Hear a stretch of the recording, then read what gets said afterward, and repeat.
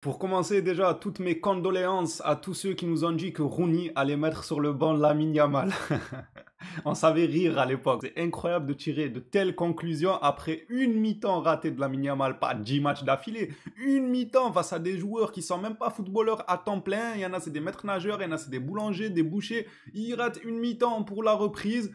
On a directement dit attention à Rooney, il va le déranger. Non, Rooney est un excellent joueur, c'est un fait. C'est un joueur prometteur, il n'y a pas de souci en tant que doublure. En tout cas, à ce poste-là, moi je vous ai dit, si Rooney performe à l'avenir, il sera peut-être déplacé à un autre poste. Ou alors c'est Lamine Yamal qui sera déplacé à un autre poste. Vu les qualités qu'il a, il peut largement jouer à d'autres postes pour laisser une place à Bardi si jamais il venait à devenir vraiment plus monstrueux que ça et confirmer une certaine régularité. C'est ce qui risque de se passer. Mais pour que les deux se disputent cette aile droite et que Lamine s'assoie sur le banc pour Rooney, certains, vous avez un sens de l'humour très développé. Enfin, j'espère que c'est de l'humour, rassurez-moi.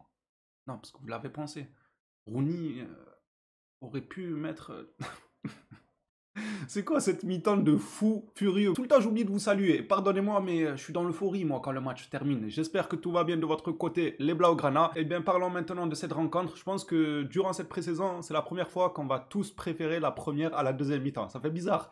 D'habitude, on était team deuxième mi-temps, tout le temps. Même s'il y avait évidemment des arguments au fait que la deuxième équipe soit plus performante dans le sens où il s'arrache pour gratter une place de titulaire ou bien dans la rotation même. Pas que titulaire qui compte parce que les places dans la rotation coûteront très très cher aussi au vu de cet effectif. Donc c'était normal. Mais là, vous avez énervé les méchants. Qui vous a dit de dire des bêtises? Regardez. À première mi-temps, ils se laissent aller, ils se reposent sur leurs acquis. Mais c'est deux matchs en Asie, en amical. Comment ça, ils se reposent sur leurs acquis? Tranquille. Vous voulez qu'ils fassent quoi? Qu'ils mettent un 5 en amical contre des boulangers pour qu'on puisse se dire ah, ils ne se reposent pas sur leurs acquis. Ah, ils ont le droit. Vu le niveau affiché de l'équipe première, ils ont le droit de se reposer sur leurs acquis quand ils jouent contre leurs petits frères. Parce que la mi-temps qui fait Lamine Yamal là, il a surnagé de bout en bout. C'était choquant. Et comment ça se fait qu'il a encore plus d'explosivité? Quelqu'un me l'explique? On a tous vu la même chose. J'avais l'impression que sur le terrain, c'était flash. Pour ceux qui connaissent, il était trop rapide. Même lorsqu'il prenait le ballon de pivot avec sa poitrine, il arrivait à se remettre dans le sens du jeu très rapidement avec des poussées de balles explosives. Mais ouais, j'espère que vous n'avez pas raté Rashford à la mi-temps qui va toucher les crampons de Lamine Yamal. Il était à deux doigts de lui faire un bisou au pied.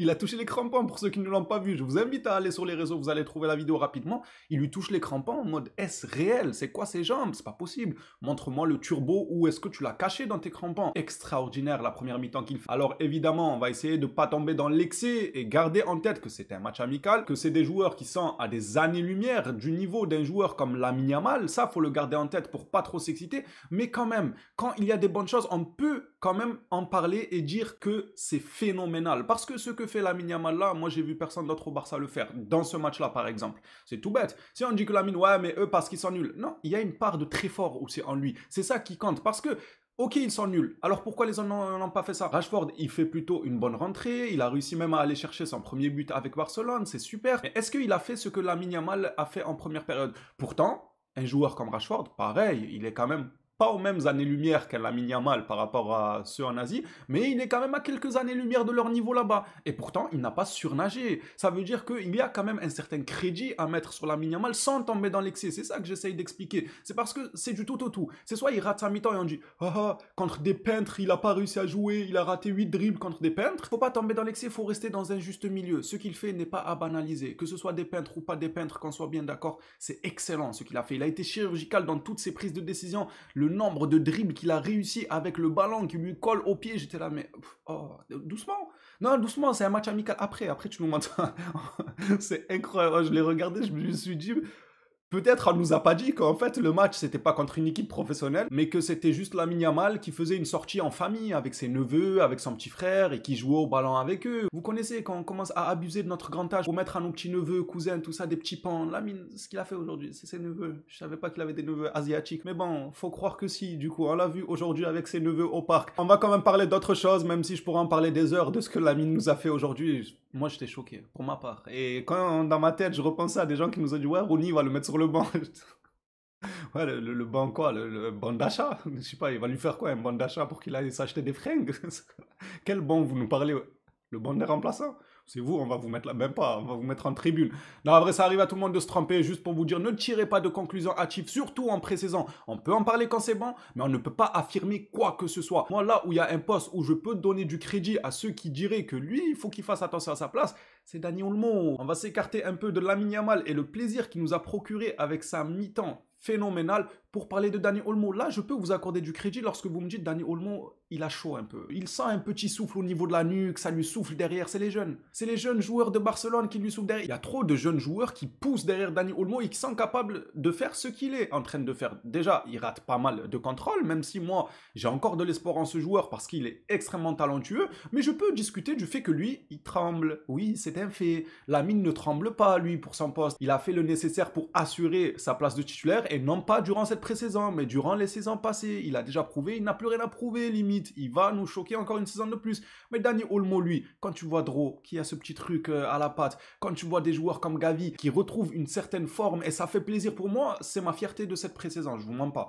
Gavi qui retrouve ses jambes. Parce que la saison dernière, on ne dit pas qu'il a été nul, mais il n'a pas été le Gavi d'avant la blessure. Et c'est normal parce qu'il est revenu des blessures. C'est une blessure très très grave qui demande un certain temps d'adaptation au retour. Gavi a pris le temps qu'il fallait, le club l'a plutôt bien géré, il l'a épargné à de nombreuses reprises. Et là, regardez seulement ce qu'il nous fait durant cette pré-saison, encore une fois. Pas de conclusion hâtive, mais ça se voit rien qu'au toucher de balle, à la manière de pivoter, au choix qu'il fait devant les cages, quand il faut tirer croisé, quand il faut mettre le petit piqué. D'ailleurs, Araujo, t'as vu.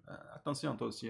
T'as vu, là, t'as essayé de défoncer la cage avec le ballon de... Laisse Gavi marquer. Qui t'a demandé d'aller mettre ton pied? Ah, vrai, tranquille, c'est bon enfant, on va pas commencer à créer des conflits. Non, sincèrement, les choix et les décisions en premier temps d'un joueur comptent énormément. Quand un joueur est en perdition, tu le vois, il touche le ballon, il réfléchit trop. Déjà, 5 secondes pour prendre ta décision, tu sais déjà que l'action elle est foirée. Tu le sais. Alors que quand tu touches le ballon, dès que le ballon touche ton pied, tu sais déjà ce que tu vas faire. Dans ta tête, c'est clair et net que c'est ça l'option que tu as choisie. C'est trop fluide. Gavi, aujourd'hui, on l'a vu en forme. Même les matchs passés, je l'avais dans le collimateur, il était en jambes et ça fait plaisir. C'est pour ça que je vous dis, Olmo est en train de sentir un petit souffle au niveau de la nuque qui est en train de grandir petit à petit. Gavi, Dro qui a du ballon, sans parler de Fermin aujourd'hui qu'on n'a pas pu voir et d'autres joueurs aussi, même Pedri, il peut jouer en 10. On a beaucoup de joueurs polyvalents qui peuvent assumer ce rôle-là, chacun dans une fonction différente. Même Rafinha, il va être testé bientôt en ce 10-là. C'est pour ça que je vous dis, Olmo pour moi, c'est celui qui est le plus amené à trembler. Juste ça. Ne me dites pas que Lamine Yamal va trembler face à Rooney, s'il vous plaît. On peut discuter de Olmo si vous voulez.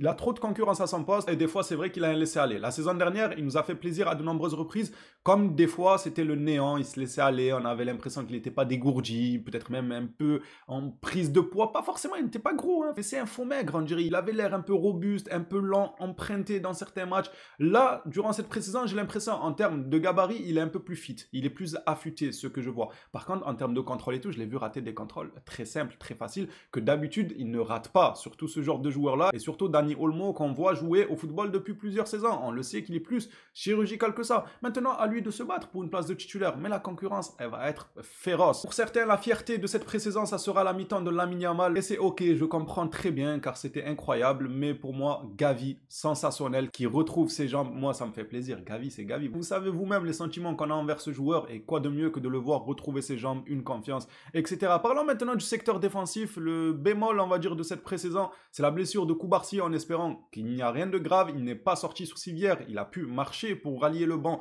C'est déjà, entre guillemets, une bonne nouvelle, parce que sinon, il serait resté par terre fracassé, il aurait appelé le SAMU, les secours et tout. Là, on aurait été un peu plus inquiet, on va dire. J'espère sincèrement que c'est rien de méchant, même s'il ne faut pas se fier au fait qu'il ait pu marcher, car marcher et faire un effort physique en courant, etc., c'est pas la même chose. Peut-être qu'il ne pourra plus le faire pendant de longues semaines, c'est pas ce qu'on lui souhaite, mais j'aimerais porter l'attention de cette blessure sur Christensen. Ouais, ils veulent vendre Christensen. Regardez ce qui peut arriver, des matchs de pré-saison comme ça, tu perds un défenseur, on se retrouve déjà en galère dans ce secteur-là. Même s'il y a Martin qui commence à être essayé à ce poste-là, et à vrai dire, je vois des choses intéressantes. J'ai l'impression de le préférer plus en central qu'en tant que défenseur gauche. Il a des choses intéressantes, on verra comment il évolue à ce poste-là. Je ne vais pas me prononcer trop tôt, j'attends d'en avoir davantage. Par contre, vendre Christensen quand tu sais qu'au moindre défenseur qui se blesse, tu peux vite te retrouver retrouver dans l'embarras quand tu sais que Martinez, aussi bon qu'il soit, ce gars-là, il est très fort, mais avec l'âge, il peut être amené à ne pas assumer 65-70 matchs durant toute une saison à haute intensité.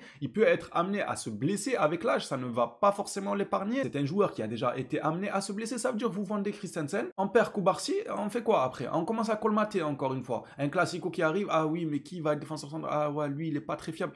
Laissez Christensen. Moi, je suis d'accord, hein. Sa fiabilité physique m'inquiète. J'aurais le seum si on le garde ou qu'on réussisse à le prolonger d'une saison, ce qui serait pour ma part l'idéal. Une saison pour Christensen de plus, histoire de lui donner de la continuité et une seconde chance de se rattraper au niveau physique. Parce qu'au niveau footballistique, il a le niveau. Laissons-le, ça sera bon pour la rotation. Et si un joueur se blesse, eh bien, on pourra compter sur les autres toujours en étant confiant et ne pas tomber dans la panique du ah, mais c'est bon, ce match-là, il va être compliqué parce qu'on a perdu. On a vu contre l'Inter, on a perdu Baldé, on était en panique. Oh, le match va être compliqué, il n'y a pas Baldé, et avec Baldé, ça aurait été autre chose. On veut réitérer l'histoire avec les défenseurs centraux. J'espère qu'il va rester, même si son niveau de santé m'inquiète, mais comme je l'ai dit, je préfère le prolonger d'une saison, voir ce que ça donne si on arrive à faire un plan sportif, nutritionnel, etc. Comme on a fait à Pedri autour de Christensen pour lui éviter les blessures, eh bien pourquoi pas, il faut tenter ça. Bref, les Blaugrana, réaction à chaud, j'ai certainement oublié quelques détails qui peuvent être cruciaux ou pas. J'estime tout de même avoir mis en avant plusieurs points clés. La concurrence vis-à-vis de Olmo, Lamine Yamal, il n'y a plus débat, et le secteur défensif, attention, les tournées en Asie, les horaires des matchs et tout font plaisir, donc si la saison prochaine on y retourne, ça sera avec grand plaisir. Les Blaugrana, à votre tour de jouer dans l'espace commentaire, dites-moi ce que vous en avez pensé du match, quelle est votre sensation, appréciation, Gavi qui retrouve ses jambes, la concurrence de Olmo, Lamine, j'ai pas les mots. C'est trop petit, phénoménal. Non, moi je dis pas phénoménal. Faut, comme je disais la saison dernière, quand il faisait des matchs de fou, faut lui trouver un nouveau mot. Inventons un nouveau mot qu'on mettra dans le dictionnaire qui sera que lié à Lamine Yamal tellement son niveau est stratosphérique. Hâte de vous entendre sur tout ça dans l'espace commentaire. On s'attrape à la prochaine vidéo sur le Barça. D'ici là, prenez soin de vous les phénomènes.